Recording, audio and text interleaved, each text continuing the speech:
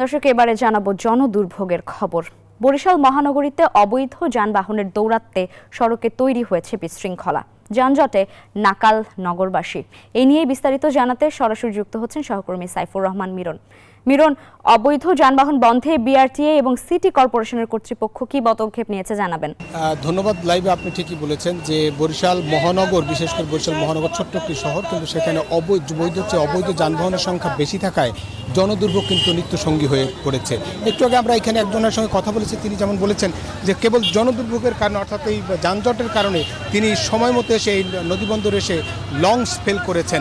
এরকম অসংখ্য ঘটনা আছে। বা যে ছোট্ট একটি শহর, 5 মিনিটের যে জায়গাটাই আসতে আধা ঘন্টা বা 30 মিনিট বা কোনো কোনো ক্ষেত্রে 1 ঘন্টা সময় লেগে যায়। শুধুমাত্র এই বরিশাল সিটি কর্পোরেশনে বৈধ যানবাহনের কথা যদি বলি, তাহলে বৈধ যানবাহন আছে 2010টি এবং এর সঙ্গে টোকেন দিয়ে চলাচল করতেছে আরও 5,000, মোট 7,000 বৈধ যদি ধরে নেই।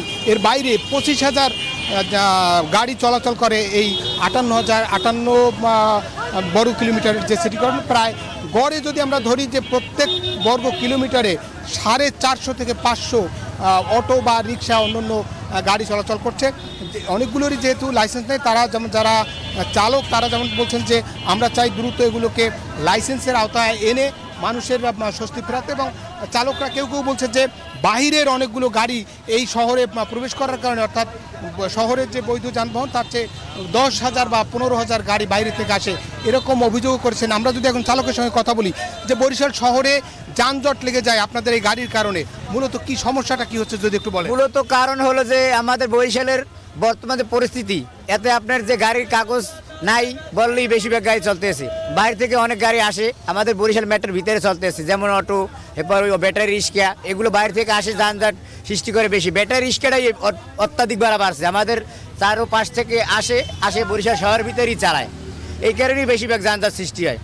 মূলত শহরের ভিতরে এটাই 30 ওয়াট একটু ছোট একটি শহর আমাদের, এই শহরের ভিতরে বাইরে থেকে আসা গাড়িগুলো এই গাড়িগুলো ভিতরেই চলাচল করে, এদিকে আটকায় ওদিকে আটকায়, তারপরে বানান যাচ্ছে না। এই মূলত কি কারণ যে ব্যাটারি রিক্সাগুলো এগুলোই যেমনটা বলছেন যে ব্যাটারি চালিত রিক্সা এবং এই যে হলুদ অটো, নীল অটো এবং একই সঙ্গে সিএনজি চলাচল করার কারণে এই জনদুর্ভোগ চরম আকার ধারণ করছে। তাদের দাবি যে সিটি কর্পোরেশন দ্রুত এ ব্যাপারে একটি শৃঙ্খলা ফেরাতে তারা উদ্যোগ নেবেন, যাতে করে এই নগরীতে বা জনদুর্ভোগ কমে আসে।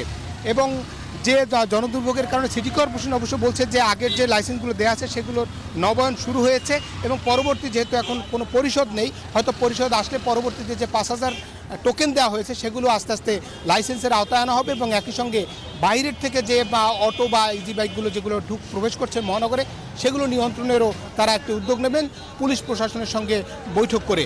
এই ছিল মূলত বরিশাল থেকে বরিশালের অবৈধ যানবাহনের যে নাকাল নগরীতে পরিণত হয়েছে তার সর্বশেষ তথ্য। ফিরছি স্টুডিওতে লাইবা।